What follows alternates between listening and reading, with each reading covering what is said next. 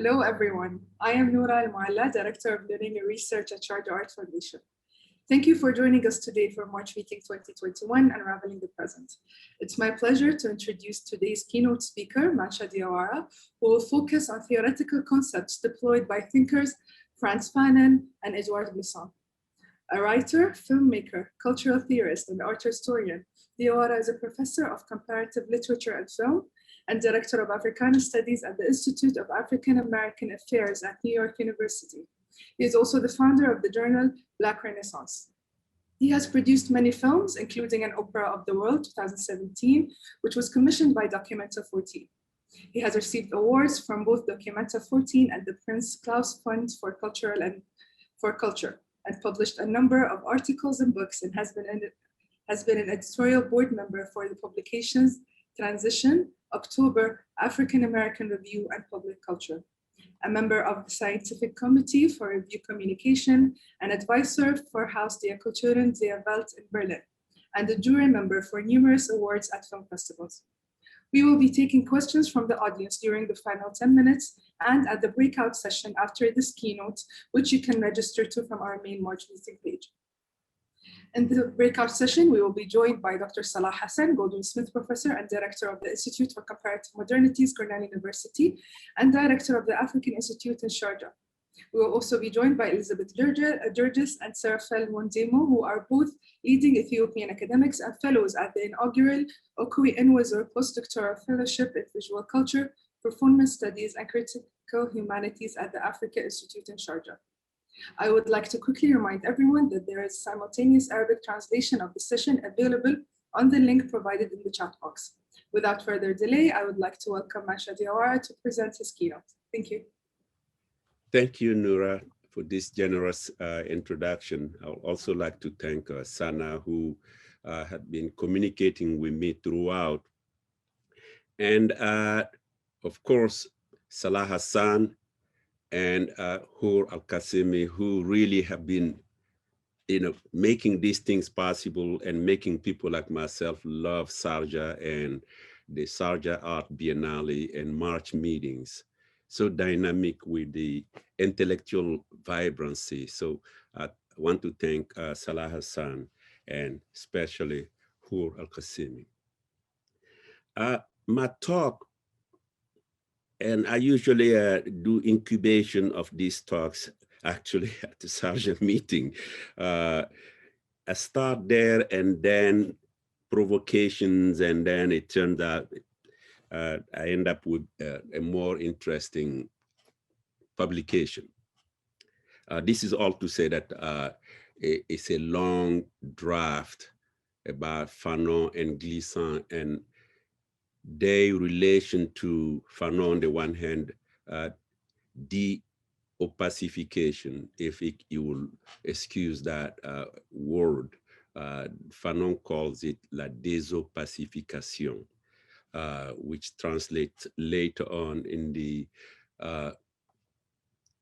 Wretched of the Earth as lifting the veil, but it's really not. The lifting the veil is an expression very familiar in the US since Du Bois talked about the veil. So I can understand why the translator used lifting the veil instead of using De-Opacification, which is clarifying things. That's really what it means, or making things transparent, which Gleason goes against later on. But anyway, that's what the talk is about. But the whole thing was provoked for me by rereading of a short chapter in the Poetics of Relation, Poétique de la Relation. And this chapter is entitled Pour l'Opacité, for the right to opacity. I read that, and actually I started thinking about my own childhood growing up in Bamako, Mali. And it's interesting, in the 60s when we were going to school, Mali was a socialist country under the leadership of Modibo Keita, and Mali was kind of in fraternity, in solidarity with Egypt, Nasser, with Kwame Nkrumah, Ghana, and then Sekou Touré of Guinea. And they really, they were not only helping in the decolonization of their own nations, but also all over Africa. So that new thing came, Mali was become independent in 1960.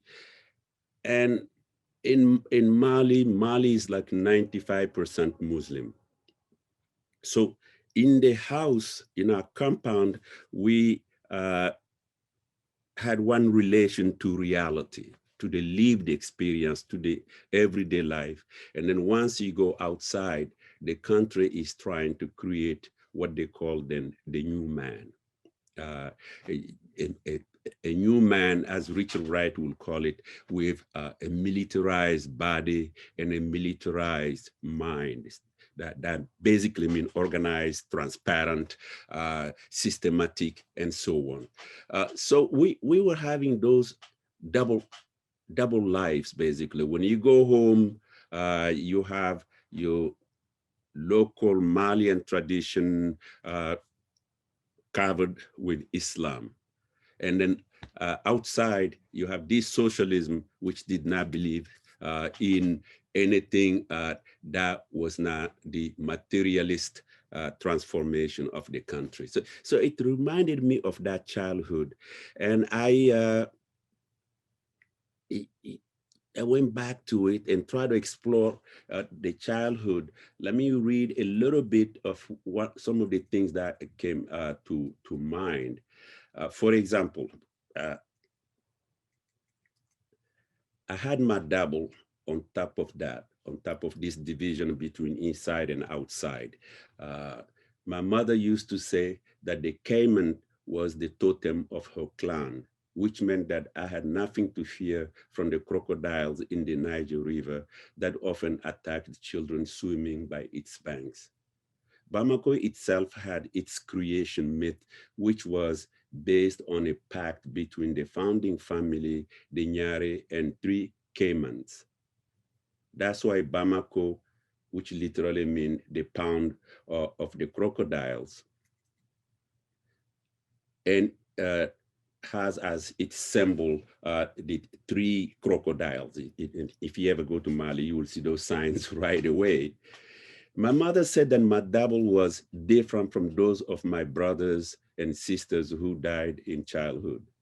It was also different from those of my father, my uncles, and my aunts. It was even different from her own double. Some people's doubles were stronger than others, especially those of twins.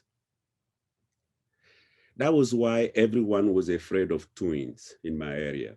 Some people's doubles were stronger than them and led them on the wrong path. Some doubles were too stubborn. That's why no one understood their owners.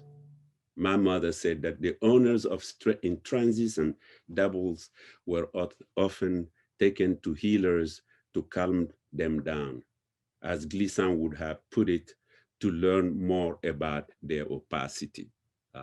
So I'm reading doubles here in this case as a form of, as an opacity, because Gleason is always telling us that we have to consent to our own opacity. Why we like certain kind of food, why we understand certain things in life, or why we resist or why we reject some things. That was very important to Gleason. Now, this is what the piece by Gleason sent me.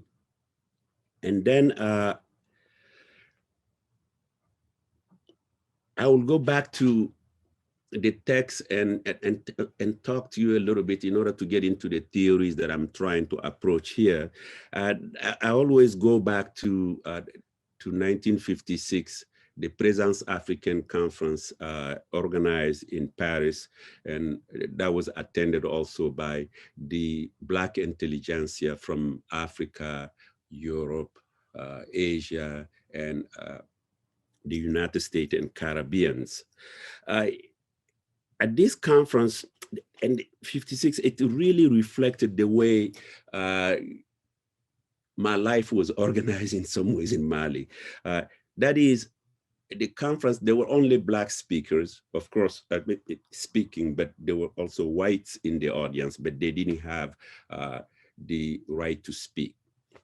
But at the same time, there were majority people who were sympathizing with the Communist Party. You have to remember, Césaire himself was in the Communist Party, Richard Wright was in the Communist Party, and the Communist Party was very strong in helping in the African independence movement from the beginning to all the way to Angola and Mozambique in the 70s.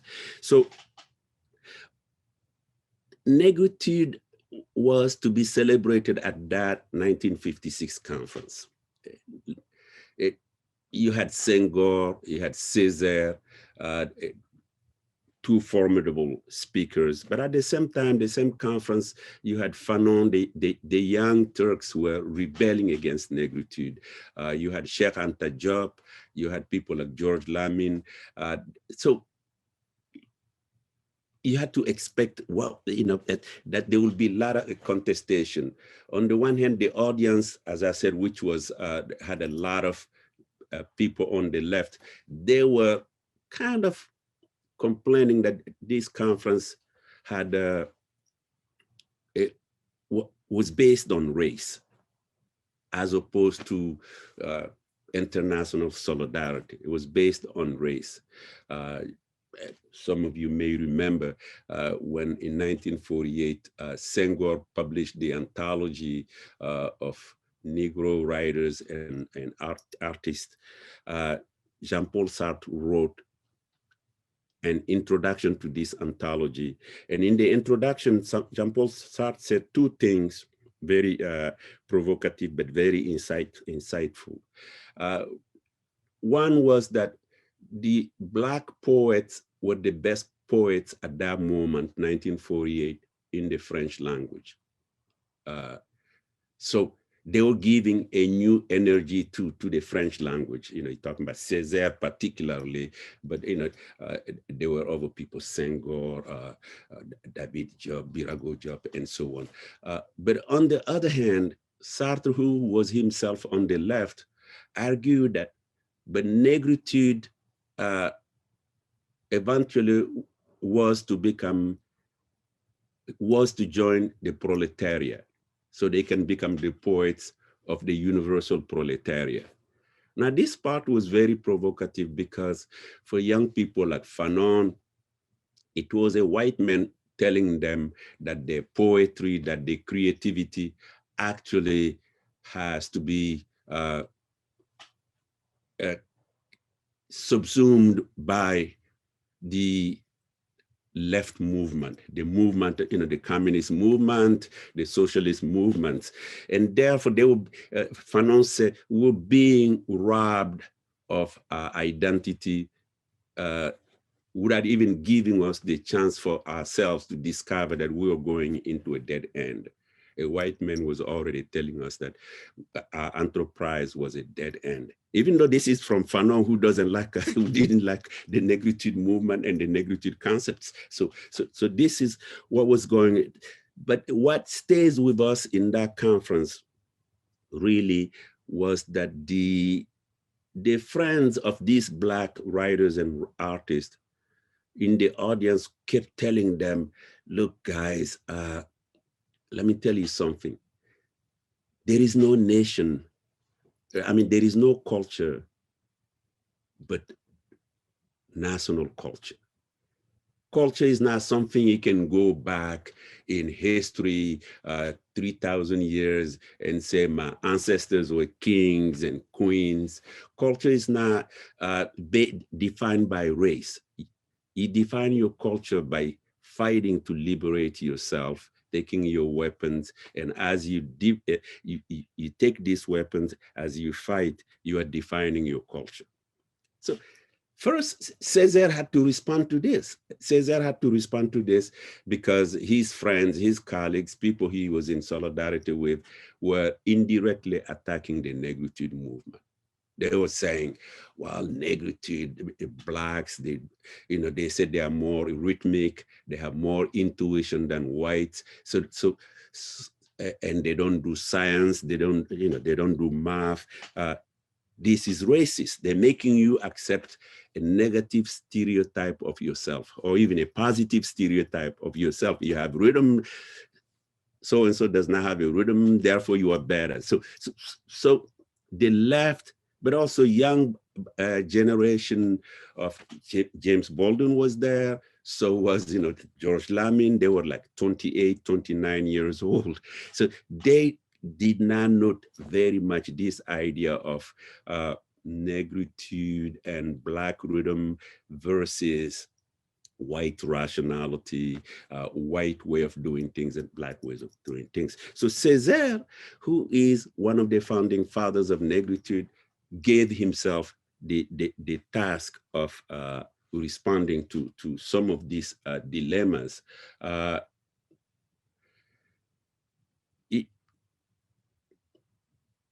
So he basically, here is what Césaire says. He said, je pense qu'il est très vrai de dire qu'il n'y a de culture que nationale. Yes, I concede. I agree that one could say this, that there is no culture but national culture. But he had his hesitations. He said, does that mean that we have to go, we have to throw out, let me read this to you for those of you who read French or the translation. I think it's very interesting. It's a little long, but he said, this is the response to there is no culture but national culture. And the essay is called in the Présence Africaine Proceedings. You can the 1956 proceedings. You can go back to this and read it for yourself. It says, je crois que la civilisation qui a donné au monde de l'art, la sculpture nègre. I believe that the civilization that gave birth to the African sculpture, because you have to remember in 1956, African art was in every museum in Paris. It was inspiring Picasso, Braque, all the great modernists, the cubists, the futurists, all the people who were engaging in abstraction, they were using African art. So it's a culture that gave birth to the African sculpture. Que la civilisation qui a donné au monde politique et social des institutions communautaires originales. This civilization, African civilization, that gave a communal, birth to a communal sense, communautaire, communal sense, or original communal sense of being together. He said, for example, la démocratie villageoise ou la fraternité d'âge. If you look at the way democracies were organized in different villages, or the age groups, the way they relate to each other, and then propriété familiale. This is very important. It became important both to Fanon and Glissant later, this notion of private property versus communal family property. Because in the West, private property just trumps everything because it's a great tool of capitalism. Whereas, if something belongs to the group, there is a different way, or the group's right, the Aborigines' right, the African people's right, versus somebody just coming and saying, okay, this oil field belongs to me. I find it first, I discovered it first, therefore it's mine. So this Césaire is raising this kind of complex issues here, by calling it la propriété familiale. Cette négation, which is a negation of capitalism, cette négation du capitalisme, and then this African civilization, which is marked by d'autres institutions marquées au coin de l'esprit de solidarité. So this whole idea of solidarity, which is in every African grouping. And this same civilization, Césaire went on, la même qui, sur un autre plan, a donné au monde moral une philosophie originale fondée sur le respect de la vie et l'intégration dans le cosmos. This is very important when we get to people like Gleason. This same civilization at the moral level that gave birth to a philosophy based on respect of life. You know, this may seem trivial, but it's so important that nothing is true, Gleason would say, but life. Life is the most important thing. And the African respect for life, whether it's human life or an insect life or an animal life or a tree's life. Remember in Chinua Achebe's great book, Things Fall Apart, the main character, Konko, comes home one day. Somebody had cut the banana tree. He literally says, who killed the banana tree? So this is what they're saying about life, and also how the human is integrated in the cosmos. And by this, again, we will see in Gleason, when he talked about his idea of tout monde. Tout monde is not just about everybody. It's also tout monde. So you have human beings as citizens of this tout monde, but you also have the environment as citizens of this world, the surroundings as citizens of this world. So, you know, a whole idea of environmentalism is unleashed here by this notion of integration in the cosmos. Later on, Gleason would call it, later on, meaning 1972 on, he will call it conscience planétaire. The planetary consciousness, entering to that. Because when you enter into that, you only celebrate life. You no longer celebrate things like just human beings. You're celebrating everywhere you find life. This was very important to them. And let's come to Césaire's response to his rhetorical question. So this civilization that gave birth to all these things, I refuse to believe that this civilization, so let me read it first. Je refuse de croire que cette civilisation-là, pour l'insuffisance qu'elle soit, son anéantissement et son reniement soit une condition de la renaissance des peuples noirs. So he basically said, I refuse that, you know, no matter how backward you feel that these Africans are, that we should sacrifice this Africa in order for the renaissance of the people, the Black people of the world, basically, or for nation building. This is what Césaire is saying. Are we going to sacrifice this for nation building? Throw all of this out. And you know how this is important to people like Fanon, Richard Wright, who were all the modernists, you know, but I get into it. Let me read a little bit here about some of these notions, the young people. Frantz Fanon and Edouard Gleason, both from Martinique, had immediate and different reaction to the Negritude movement founded in 1930s in Paris by the elders, Aimé Césaire, Léon Damas, and Léopold Sédar Senghor. Many readers of decolonization movement are already familiar with Fanon's rebuttal of the essentialist claims of an African biological characterization, which he asserted required acceptance of a positive version of the stereotype definition of the self by the other. You know, so the Senghors, the Césaire, in some ways, in Fanon's mind, were accepting things that were flattering to them from anthropology, but for Fanon, those were just positive, but they were stereotyped nonetheless. Fanon also attacked Negritude poets' reliance on frozen and inefficacious past, long ago devalued in the struggle for self-determination. So you can see Césaire's response to Fanon. For Fanon, the freedom of colonized people and those suffering from racial segregation was couched in the national liberation struggles that alone could guarantee dynamic national cultures and solidarities with other oppressed people of the world. I think you are familiar with all these points, but they all come alive in 1956. 1956, has again is the elephant in the room in France. If you look at French culture, it's the elephant in the room.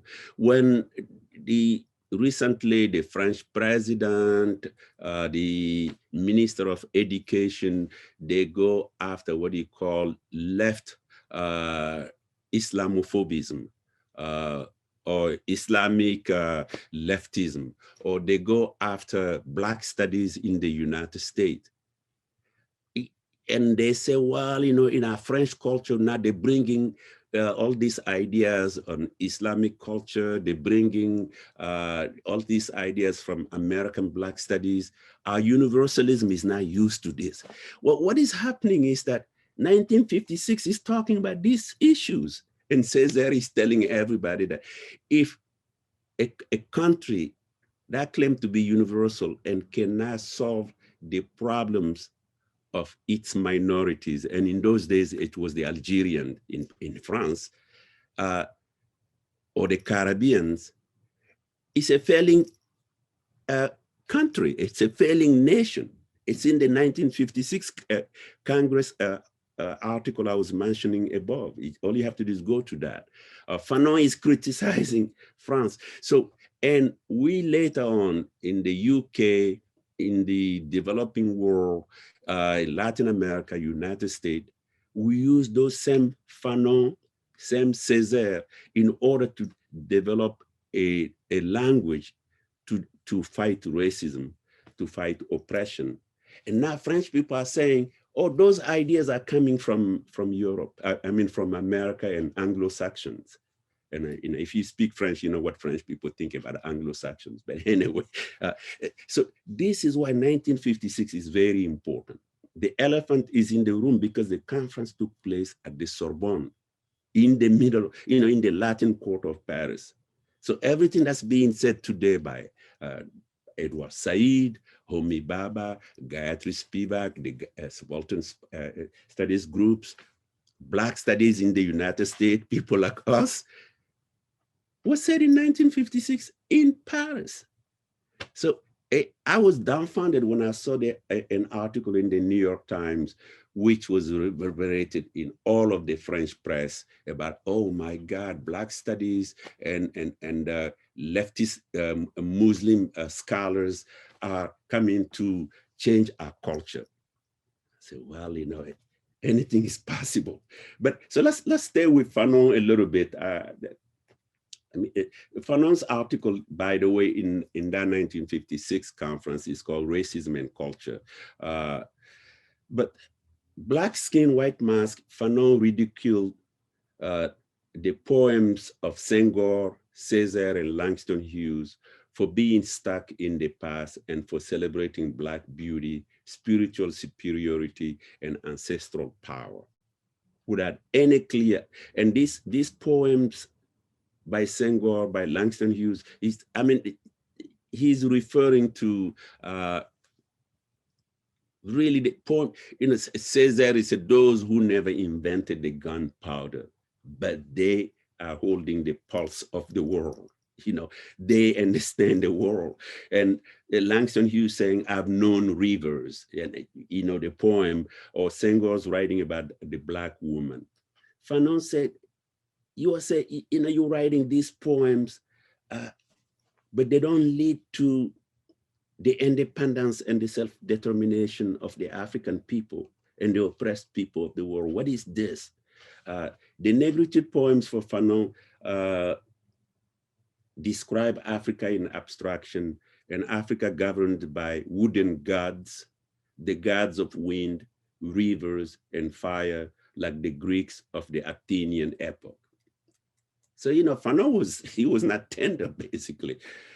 And then Fanon suddenly says to us, and I can feel this so much because growing up in Mali, like I told you, as a child in Mali, divided between my Muslim culture and traditional African culture as well, and the culture of the new man that was being developed in my country. So here is what Fanon said, his reaction to negritude, to the superstitions of African cultures. He said, for a man armed solely with reason, there is nothing more neurotic than contact with the irrational, which to him was negritude poetry. Fanon felt therefore that he had no other choice but to call for a de-Opacification. I mean, you could see this when you read, especially Black Skin, White Mask, the way Fanon is going after René Marin, the first Black Prix Goncourt in French literature, Mayotte Capesi, but also the French anthropologists, Octave Manoni, and many of them. You could see that Fanon was angry. The whole idea in chapter 5 in Black Skin, White Mask, which is called the lived experience of Black people. The whole idea there was really that this burden of representation, every Black person carrying the burden of representation. Remember in that chapter, a child riding the subway in Paris saw a Black man and said, "Mama, mama, a Black. Here is a Black." So every Black is carrying that. They're not seen as a man or a woman, but they are seen as a Black first. So the Black identity is something external that you carry. This was already driving Fanon crazy. And when he sees Africans themselves celebrating this, the idea of racial identity, and Fanon is coming from science, he's doing his PhD in psychiatry, and he's very concerned that, you know, people will not consider him as a scientist, they will just say Black scientist. Of course, Cesar had responded to all these questions. We can go into this later on, but Fanon is very concerned here. So Fanon says he had no choice but to call for a de-Opacification. And I'm putting a note here, and I will send you to the pages. That way, maybe we'll understand each other. Because de-Opacification is translated as lifting the veil, to lift the veil of existence in the emerging nationalist movement of decolonization. So Fanon says, the French version says, on voit que se prépare une désopacification de la conscience nationale, une mise en question de l'oppression, une ouverture sur la lutte de libération. So Fanon, referring to younger people, he said, yeah, we are seeing slowly that people are looking for science, rationality, transparency, or what Richard Wright's letter, I was criticized a lot for writing on Richard Wright on this particular issue. When Richard Wright went to Ghana, and at the end of his trip to visit Kwame Nkrumah in 1953, at the end of his trip, because Richard Wright saw so many things that did not seem democratic to him, Richard Wright said to Kwame Nkrumah, you have to militarize the body of Africans. He didn't say the mind, but they really, in the concept of the left in those days, to militarize really referred to the mind, but also to the body. You know, because these are bodies working in factories. They can be working the way work is defined in a village setting. And the mind also has to be a systematic, mechanical, logical, all in quotation mark, mind. So opacity was really like Richard Wright's militarization. They were going for that clarity. You know, so you will see later on what Gleason is trying to do with this. So let me try to go quickly. Yeah.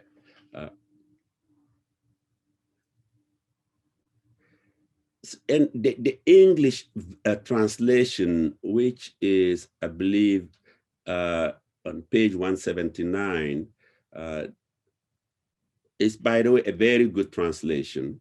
It says, there are signs that the veil is being lifted from the national consciousness. Oppression is being challenged, and there is hope for the liberation struggle. You know, so where Fanon says,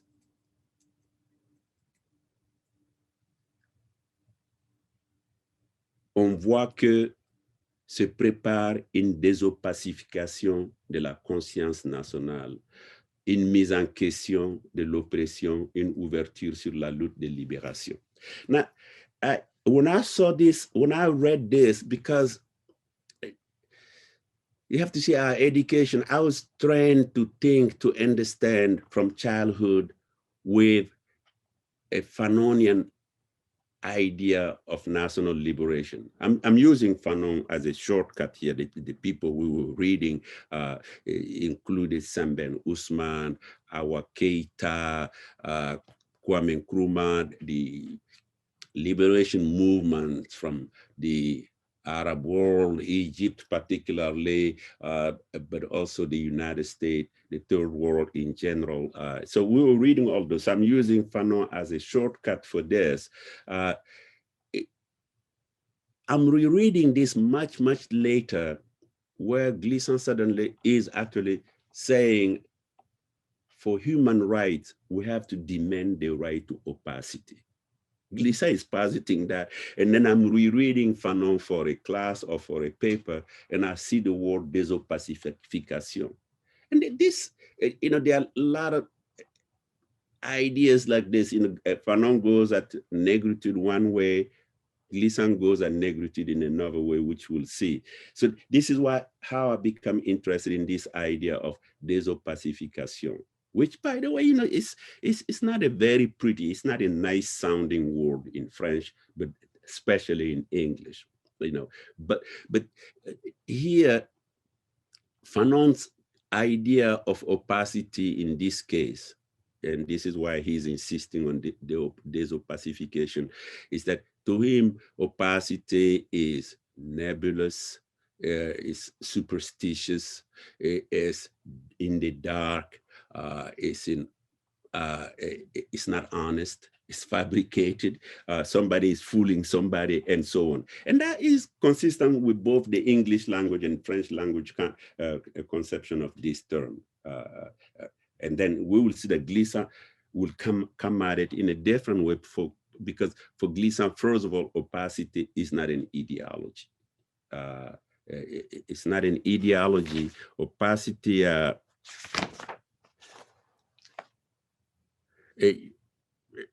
the way one would say capitalism is an ideology, or communism or socialism, Marxism, they are ideologies. So, but let me not jump. Let me stay with Fanon a little bit with this, because Fanon had his reasons. Because I had no choice but to sympathize with him, because I grew up like that. In fact, I would say later on that Fanon taught me how to think, and Gleason actually taught me how to appreciate freedom and diversity. So Fanon was insisting on the necessity of de-opacifying existence and a reliance on a new world order that was methodic and transparent to all. Fanon called for turning back on traditional African systems of thought in order to buttress a new decolonial national culture with new men and new women forging a future for themselves, instead of mimicking the West or accepting the stereotype of oneself created by the other.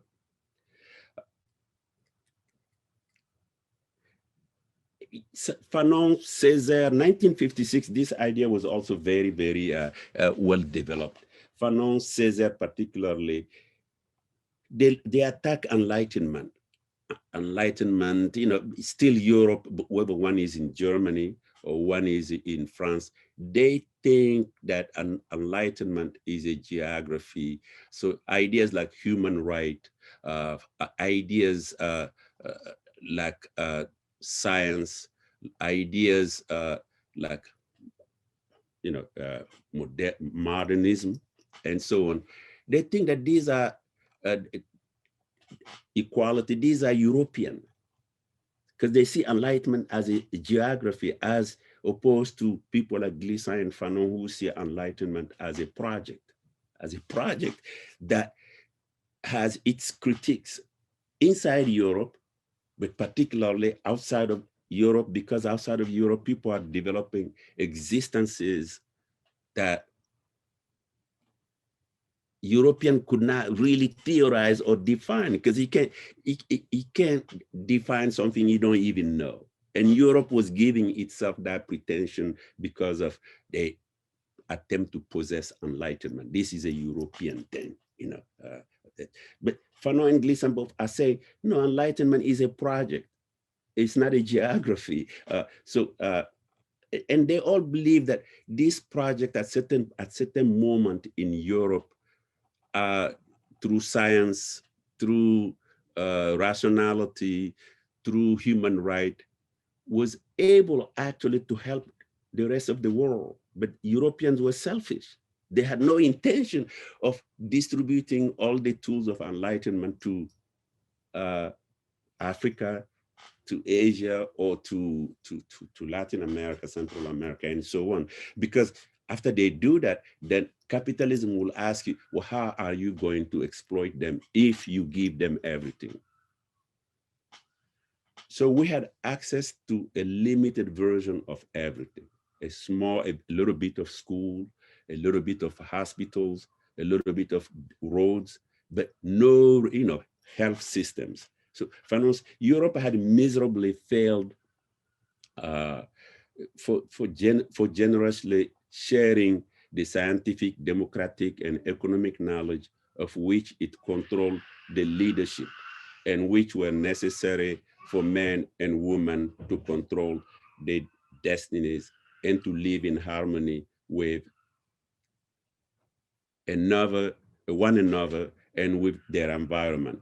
And I'm quoting Fanon here. The European did not act on the mission that was designated them, and which consisted of virulently pondering these elements, modifying their configuration, their being, and changing them, and finally taking the problem of man to an infinitely higher level. So this was the concern at 1956. Don't depend on Europe anymore, because Europe is parsimonious. Malinowski had already said that about colonialism, that European gift is a limited gift. So Europe is really very parsimonious. Don't depend on Europe, and Europe include this, in this sense, America, to develop you. Because they're gonna just give you enough so that they can continue exploiting you. This was the argument of 1956 in many places. And I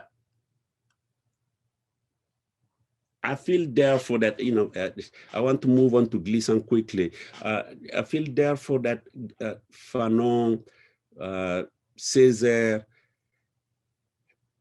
whatever limitation one may see today, their program, and Fanon actually giving up his nationality to become Algerian, to engage in the struggle, we're talking about the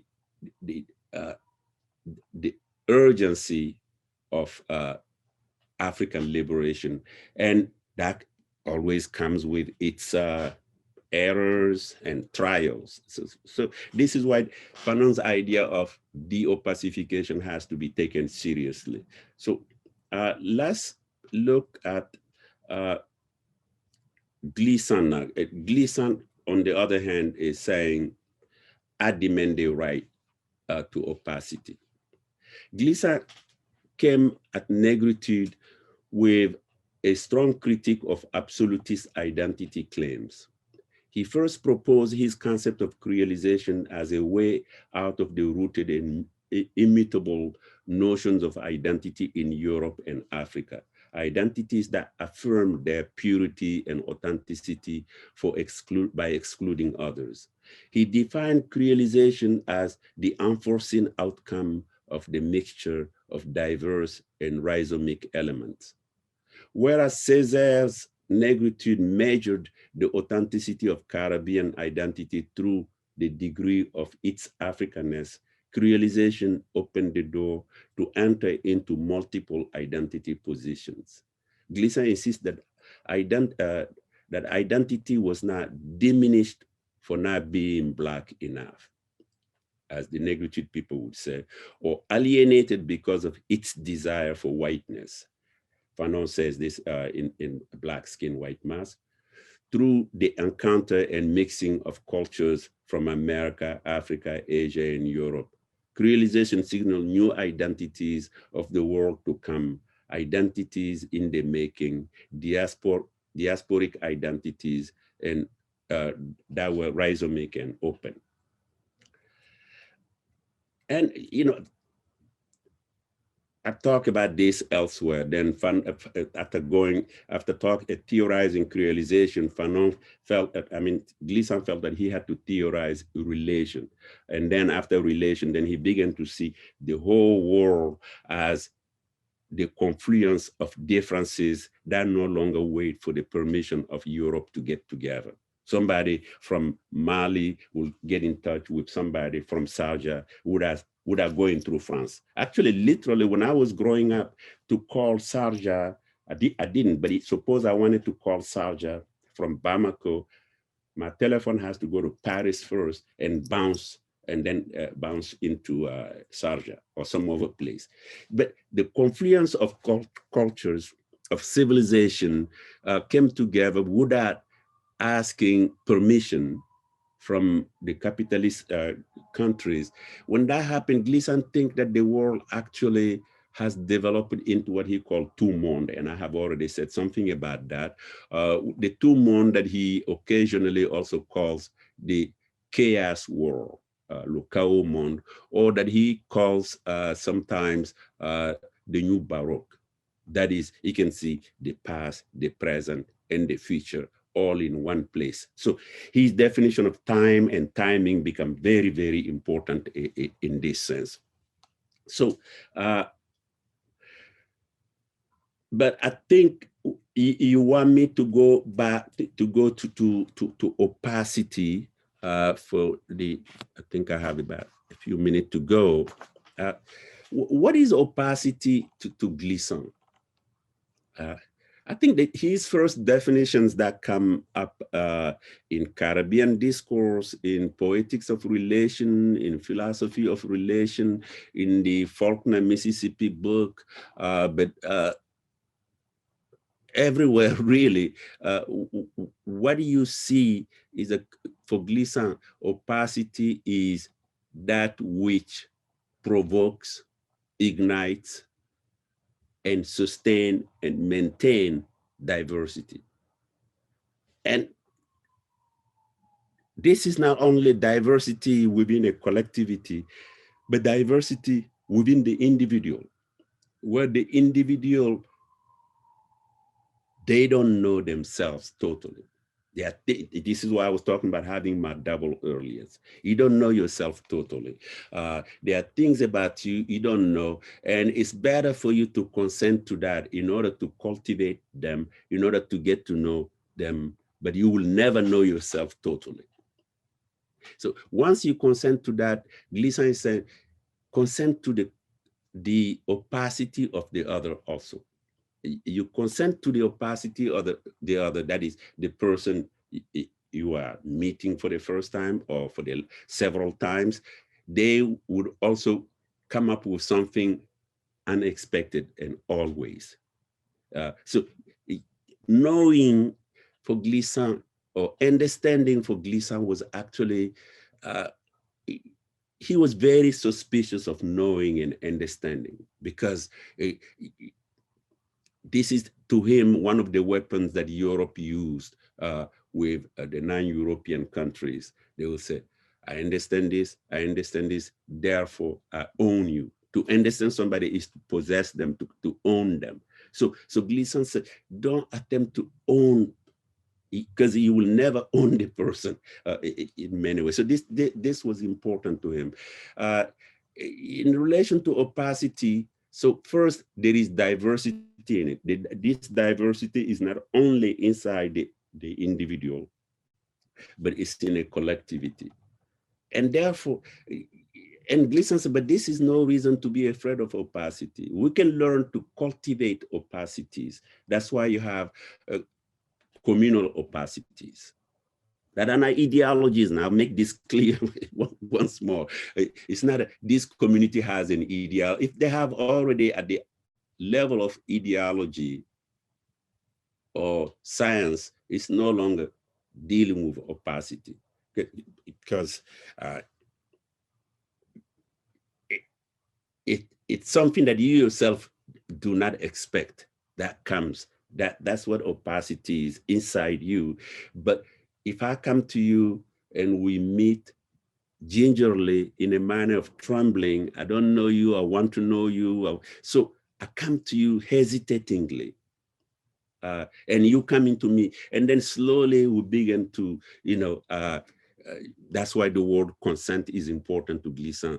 Gingerly, we begin to know each other, begin to either like each other, realize, no, I don't think my double and this guy's double, to put it in my own language here, my double and this guy's double do not get along. So I don't think we can work something out. We accept each other, consent to the person's opacity, but I'm gonna go this way instead. So opacity is not an ideology. It's not something concocted in order to basically say, oh, well, this is my culture, and my culture is different from your culture, and don't try to put this on me. That may be true, but that's not what, we're not talking about opacity. And Gleason radically goes on to say, there is opacity not only in the dark, as Fanon would say, but there is opacity in the light as well. Because people who come to the light, they are coming with a history. He has a great moment in Poetics of Relation where he made the argument again, he's talking to Fanon. The conversation between Fanon, Césaire, and Gleason, he can write books, just how they are responding to each other, these three writers.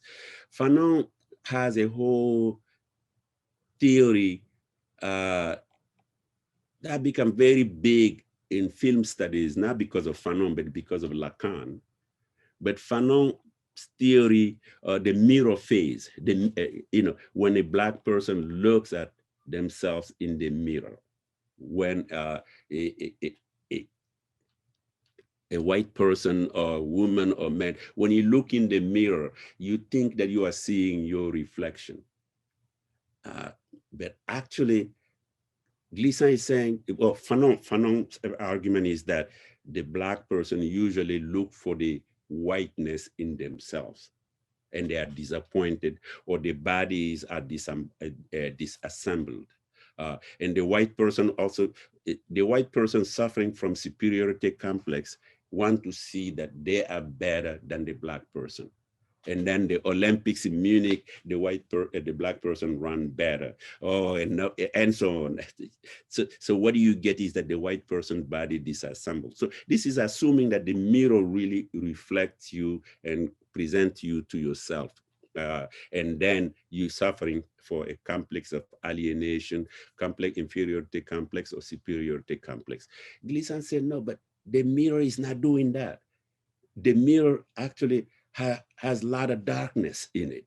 The mirror is, because you are coming to the mirror at any given time with something that you have done before looking in the mirror.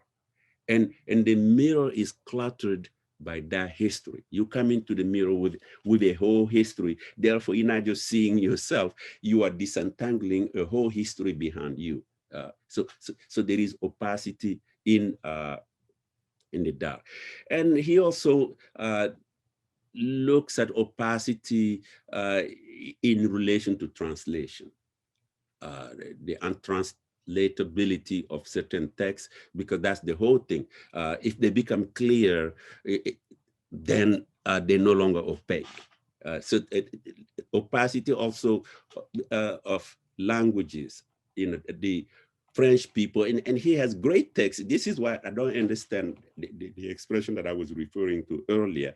I don't understand French people when they say that bad ideas are coming to them from America, Black studies, and the Muslim world. I don't understand them because Fanon is already, Gleason is already saying that the French language, unlike the other languages of the world, whether it's Arabic or Spanish or Portuguese or English, their relation to the language is that the French people see their language also as a civilizing tool. I'm paraphrasing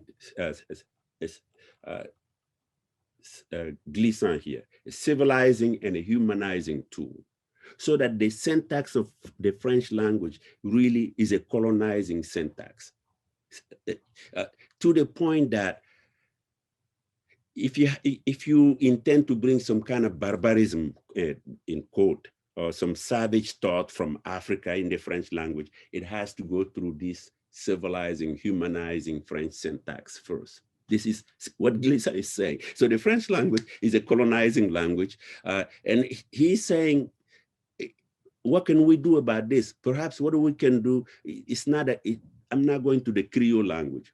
There is a movement in Martinique and Guadeloupe where they want to really use the Creole to replace French. He said, no, I'm not going there. What I'm trying to say is that we need to develop a French in the Caribbean that French people can come and learn. But so far, all of Africa, all of Canada, all of Caribbean, they are speaking the same French as the French people, with accent and with some barbarism. Such and such person doesn't know how to speak French, or such and such person, oh, he's Black, but he speaks very good French. So there is this idea of humanism and civilization. So Gleason is saying this clearly, both in Caribbean discourse and also in poetics of relation. And now French people are blaming the English for polluting their culture.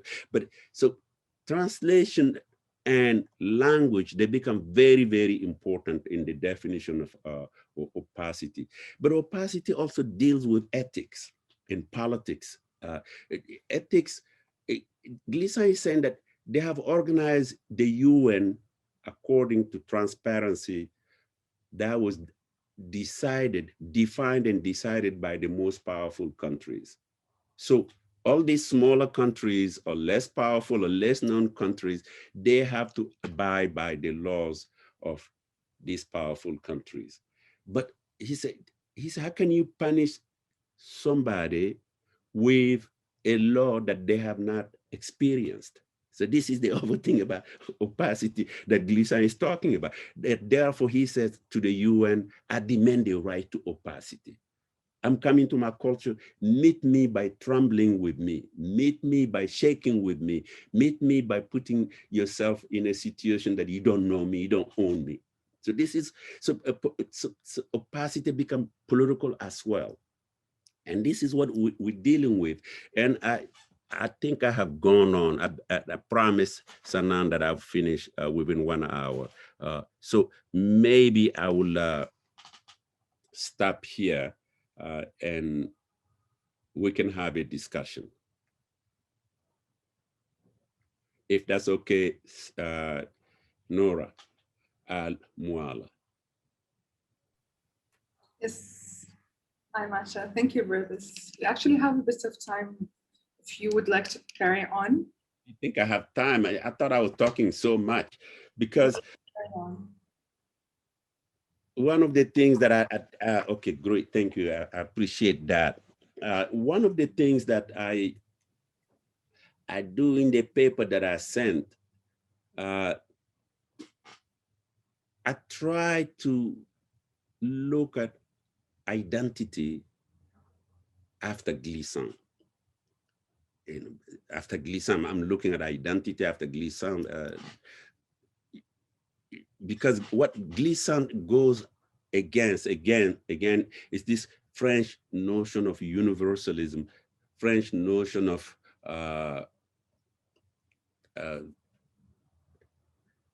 philosophy that already has decided the French identity. I am. Gleason said, at any given time, opacity, because it guarantees diversity, because it maintained that which is alive, living, and unpredictable, opacity actually makes it impossible for identity just to be. So for Gleason, you are always becoming. That's what identity is, becoming, because after every meeting with someone else, with a group, you are becoming, you are, and this becoming never ends. That's what identity is. Identity is not something fixed. And he applies this particularly, the best book that he applied this to would be in a book called William Faulkner. So Faulkner, Mississippi, where he looks at Faulkner and all the characters, the white characters are desperately struggling to maintain their identity with Europe, the Europeanness, the European identity, and they are doing their best not to be mixed with the blacks, not to be mixed with the Indians. So, and yet in every Faulkner book, this identity is betrayed by creolization somewhere. Somebody betrayed this pure, legitimate, superior white identity by mixing it. And so Gleason comes to this point, and of course he calls this filiation, filiative identity, rooted identity, as opposed to affiliated identity, identity that's coming through relation, identity that's coming through opacity, where you become as opposed to being. So this is, he posits that and make the point that you see, Gleason, I'm criticizing France. Gleason is equally critical of America, because the way America has transported these European ideas to America make America fail to see the potential, the possibilities that are here through mixing of with the Indians, with the blacks, with the Asian, all the people that come to this country. I mean, this is the, I mean, if you look at white supremacism in the United States, it's incredible. Nowadays, it's geared toward the Asians since coronavirus. And actually, some black people are inheriting this. Attacking Asians and so on, but because it's identity based on filiation, identity based on roots, identity based on authenticity. I am this because I'm not that. Oppositionality, and Gleason is saying, but your identity is based on relation. And opacity is that which makes relation possible. And relation, again, relationality, I don't have a better word for translating it. In many of the translation, they use relation. But for Gleason, relation means to relate, so there is that. To connect, there is that. And to relay like in Olympics, where I'm running, I have the torch, I give it to you, and you run, and you give it to another person, and that. So you see how opacity is working, my collaboration with the person who's going to get the baton and run and give it to another person. Gleason calls it knowledge travel. And as knowledge travel, it gets bigger and better. So, but anything that you fix for Gleason is not good. Usually anything that is expanding. So, because when he talks about rhizomic identities, he's basically saying the idea of the tree, my roots, my branches of the family. He said it's a European concept that Africans have now made theirs. but really it's the European colonizing concept that is used to exclude other people. But if we were instead to look at knowledge and identities as this kind of movement, expansion in time and space, then we are talking about, we are beginning to see the new aesthetic of the world, of this world that has become conjoined through the contact zones, through the confluences. Lots of people have come together, and we are still seeing our eyes that see this new world for Gleason are still the eyes of the old world. Europeans are here, Arabs are here, Africans are here. They're all separated, and sometimes this separation are maintained with machetes. Sometimes this separation, a serious violence, people kill people just for being different. But Gleason said, actually, the only definition of beauty is differences coming together and giving something unpredictable. That's what beauty is. So opacity to Gleason in that sense is very important. The other thing I try to do in the article is just take this idea I just explained, becoming and rooted identity versus an identity in movement, and apply that to the relation between African American, African diaspora, and continental Africa, and try to see really then what do we say about return narratives, that is the diaspora people, Caribbean, Brazil, United States, Asia, who want to go to Africa, either through the DNA or traveling there to discover their roots, or those who want to say, well, really, Baldwin said this in the 56 conference, I'm a Western man, I'm not African. And it's in that very complex review, if you have to read it, if you haven't read it. So Gleason is saying that both the Baldwin camp, African-American who see themselves as Western men, Western women, or the African-American who see themselves as authentic African, they go to Africa to find their roots. He said they are both, he understands them, but they are both exaggerating their position, their points. They are exaggerating. So therefore, Gleason, in a very Gleasontian way, actually said, maybe our identity need to start in the abyss. Why the abyss in the middle of the ocean? Because when the slaves were taken, some could not survive, or some were killed in the ships, and they threw them in the water.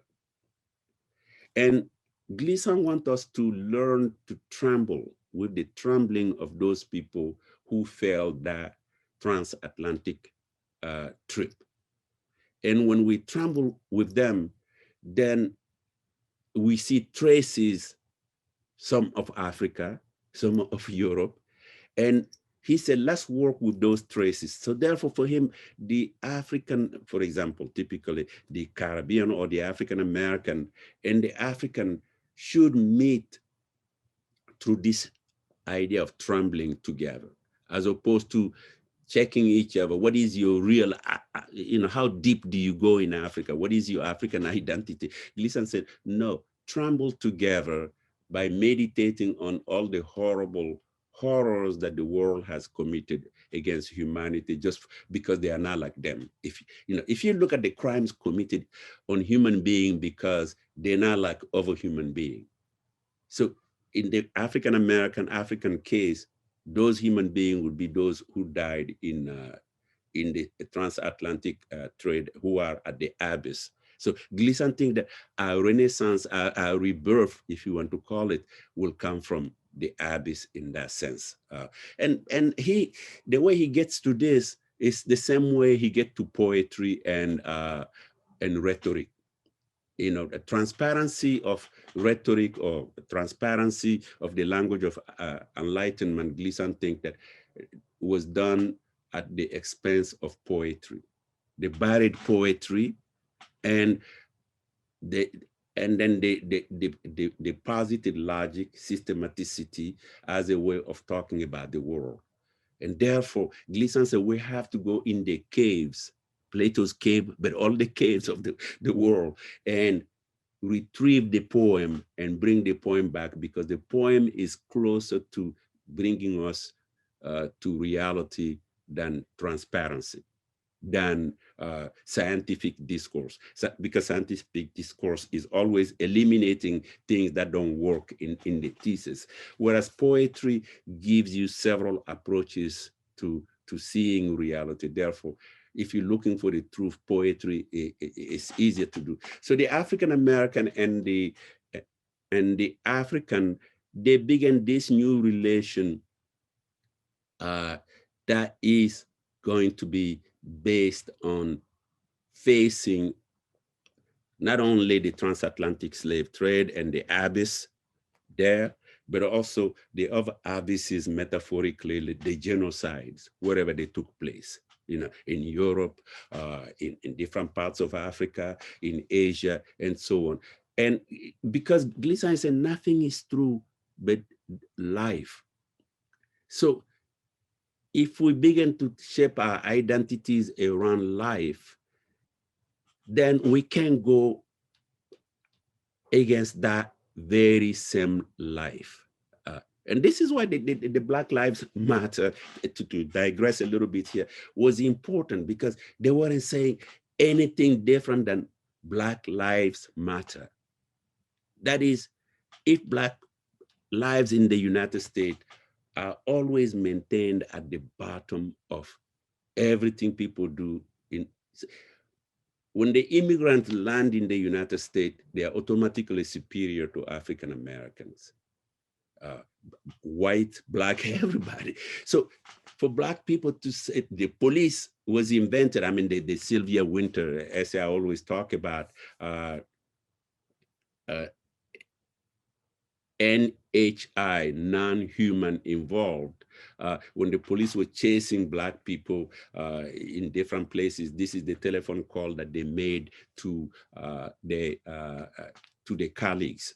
So don't worry, non-human involved, because it was a Black life. So to see Black people say Black lives matter, they're saying if this life that is suffering, that is at the bottom of all the lives in the United States, that's maintained there structurally, institutionally, if you agree that this life matter, you are automatically agreeing that all lives matter. And this is really what Gleason is going to when he sends us to revisit the lives of the people who perished in the Atlantic slave trade as a source for identity formation. So I dealt with that. And ideally in the text, I will deal also with identity formation between quote unquote Black and white. And I had in mind there Biden, the president, and George Floyd. How those two people, how can America begin to see anew again? Again, in a Gleasontian sense, you know, where you let go of your rooted identity and begin to look at America's becoming, and don't see that as the worst danger in your life, the way the French people are now seeing their culture being in danger, threatened by all these outsiders. Thank you.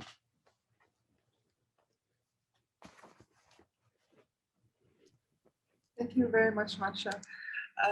We have some questions from the audience. To start with, we have a question from Dr. Salah. It's a request asking if you could kindly repeat the first part in the introduction when you spoke about growing up in Mali. Okay.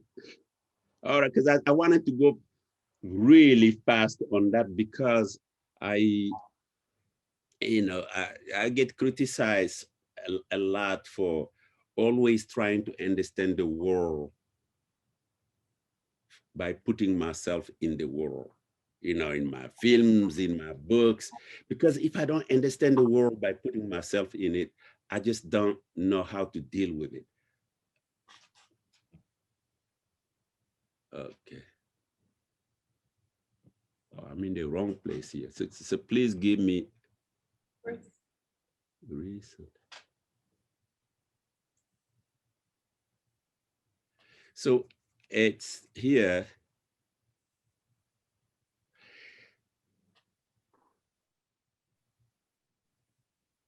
So when I was growing up, we had kind of double life, and I'm trying to take this double life as a metaphor.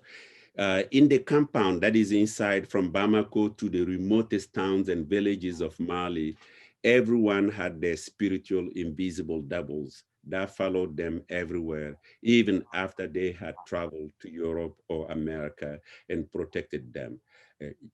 A person's double also influenced their taste in food, smell, and even love. There are things, and Gleason says this very rightly. He said, he doesn't like broccoli. He doesn't know why, he just doesn't like broccoli. That's what Gleason says. That's why they said, for example, that some people could not stand the scent of certain perfumes because the doubles were allergic to them and it chased them away. We all consented to that opacity about ourselves. I had my double.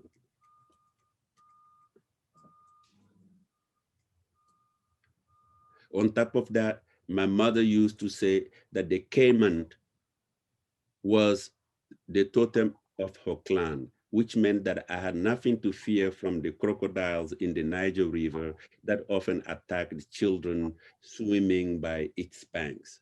Bamako itself had its creation myth, which was based on the pact between the founding family and the crocodiles. That's why Bamako literally means the pound of crocodiles. And its symbol is represented by three caimans superimposed on top of each other. My mother said that my double was different from those of my brothers and sisters who died in childhood. I was also different from those of my father, uh, my uncles, and my aunt. It was even different from her own double. Some people's doubles were stronger than others, especially those of twins.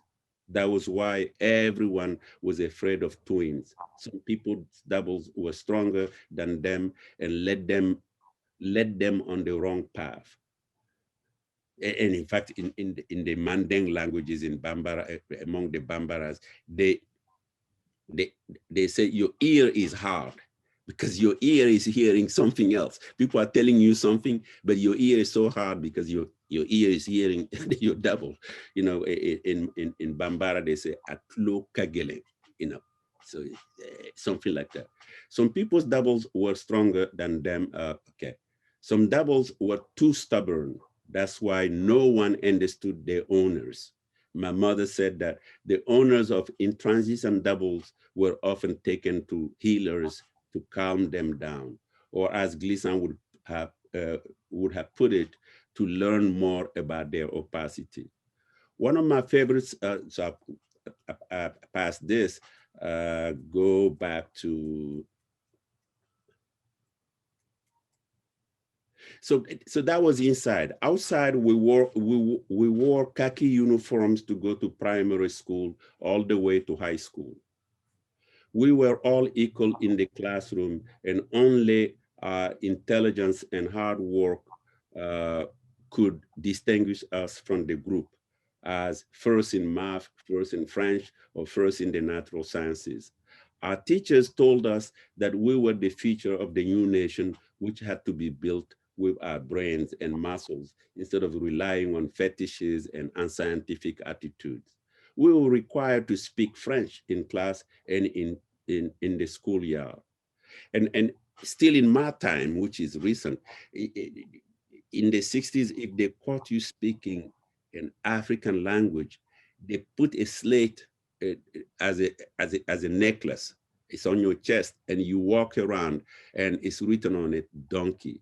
So they don't take it off until they catch another person speaking Bambara, Soninke, Fulani, and so on, because he had to speak French. I'm talking about that humanization and that civilization. Building the nation was a priority. It was supposed to make new men and women out of us with a modern culture, which was devoid of tribalism and obscurantism.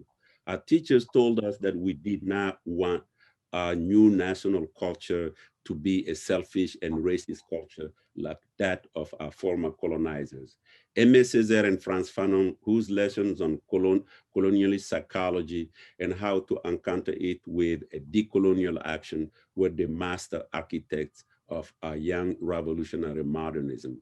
Our leaders and teachers also cited Mao, Marx, Du Bois, as well as radical Africans such as Mandela, Nyerere, Nkrumah, Sekou Touré. From outside, they all said that there was no culture outside of nationalist culture, that Europeans used their nationalist cultures to colonize us, that we too had to create a nationalist culture to liberate ourselves. And then I went on Aimé Césaire in 1956. I hope that's the part he wanted me to talk about. Yes, I believe so. Thank you. Another question we have, can we use opacity as a theory method to study ideology, even if it is in itself not an ideology, as you say? Can we approach the study of ideology through opacity as a method of inquiry? Yes, I think in many ways, Gleason would say no, but I think I see where the question is going. Gleason believed that we can form collective opacities and we can have solidarities of opacities. So where Gleason is hesitating from going beyond solidarity and collectivity, jump to ideology. If you want to jump to ideology from that point on, for example, your identification of nature and environment, Gleason will ask you to create a poetic, I don't know if my translation is going to be right, a poetic politics, a politics that was at the same time poetic in a way. Yes, you can create a politics with that. Gleason himself will definitely hesitate because he will stop, he had used words like politics of the environment. He had used he uses solidarity a lot because he believed that at any given moment, you have an intuition, you have a thought, and you say, this is mine. This is so original. It's great. And this intuition could be, something revolutionary and radical, for example. And Gleason said at the same time, the same intuition is being felt all over the world. So the idea is to create solidarity between those intuitions, as opposed to creating those intuitions as special, as unique to you. So yes, I can, but I don't think Gleason went there. Another question, Glissant's view, we come to see that relation in all its senses, telling, listening, connected, and the parallel consciousness of self and surroundings are key to transforming mentalities and reshaping societies. Where does this idea lay today? Can you please reread it? Sure. So in Glissant's views, we come to see that relation in all its senses, telling, listening, connecting, and the parallel consciousness of self and surroundings are key to transforming mentalities and reshaping societies. Where does these ideas lay today? Gleason would say generally that these ideas are actually pervasive among us. We need to begin to create a new aesthetics in art, in poetry, in other areas to begin to talk about them. Because even though you have people surrounding the differences within walls, this is my culture. I'm a Mali man. I'm not like the Senegalese. I'm not like these other people. Gleason is saying you actually share a lot of differences in common. And it's where the world is going, because the confluences are such that we have, and this is my sense of the question. The contact zones, the confluences, the social media, and so on, they're such that the world is no longer controlled by strong nations, by uh, one idea here, another contrary, opposite idea there, because human beings are coming together in the solidarity with non-human living things. And that's happening more and more. It's already with us. And Gleason believed that writers who have begun to make this more visible to us will be people like Toni Morrison, people like Garcia Marquez, painters and artists like Cardenas, the sculptor, like Wilfredo Lam, Roberto Mata. So he talks about and I'm sure he can broaden this idea to include a lot more people. This is, so we are there, but we have not invented enough new aesthetics that are free from the old aesthetics from Europe, from Africa, from the United UAU, the Arab Emirates, and in different places. We already united with our differences, and we no longer try to use our differences as oppositionality. We see our differences not to absorb each other, not to corrupt each other, but as ways of increasing this relation, this relatedness, these connections. Yeah, I'll stop there. Another question, we have 5 minutes to go. Another question from Omar Baraga. To stay with Mali, you spoke about how the world looked from the point of view of growing up in Mali. Can you say something about how Mali looks to you after you've traveled the world? Yes, again, this is an important question, and I will go back to Gleason. Gleason doesn't believe in returns. Return narrative where I could go back to Bamako today and recover exactly what Mali was like. As an individual, I'm very nostalgic. I have returned to Mali to write books, to make films, trying to revisit this moment that the question is raising, but it's always something different. It's always something very, very different. I think what I really get from Mali, it's not in nationalism. It's not, but it's a great country. It had the great empires of Ghana, Mali, Songhai, and so on. What I get from Mali, and I talk a little bit about this in the text, in the longer version, is the music. The music really can send me back and then bring me back to where I am, and the artist, because they still have that poetic element in what they do. Music and art, they are still these connective, they are still these powers that make the world acceptable, that make Mali acceptable to the world, but also the world acceptable to Mali. So I make, Gleason prefers detour to return, to going back. He believes in, because to him, every detour is contaminated already. So returns are impossible for him. Therefore, you do a detour. You literally mean you set up to go to Mali, you end up doing something else, and so when you make detours like a nomad. So there are great moments when I'm in Mali where it's such a great life, and then to feel some kind of affirmations. And there are moments when I'm a complete foreigner. I'm a complete foreigner, and I want to go back to the United States right away. And then those moments happen to me in the United States too. That is happening now when you look at the state of the United States today. But this happened to me when I'm in Paris or when I'm in Senegal or any other place. Thank you. Thank So you. there are lots of questions, but we will move the questions to the breakout session that will happen in 10 minutes. Joining us will be Dr. Salah Hassan, Elizabeth Georges, and Serafel Wandimo. We'll carry on the conversation in the breakout session in 10 minutes, and the audience can log in from the March Meetings main website. Thank you very much. Thank you.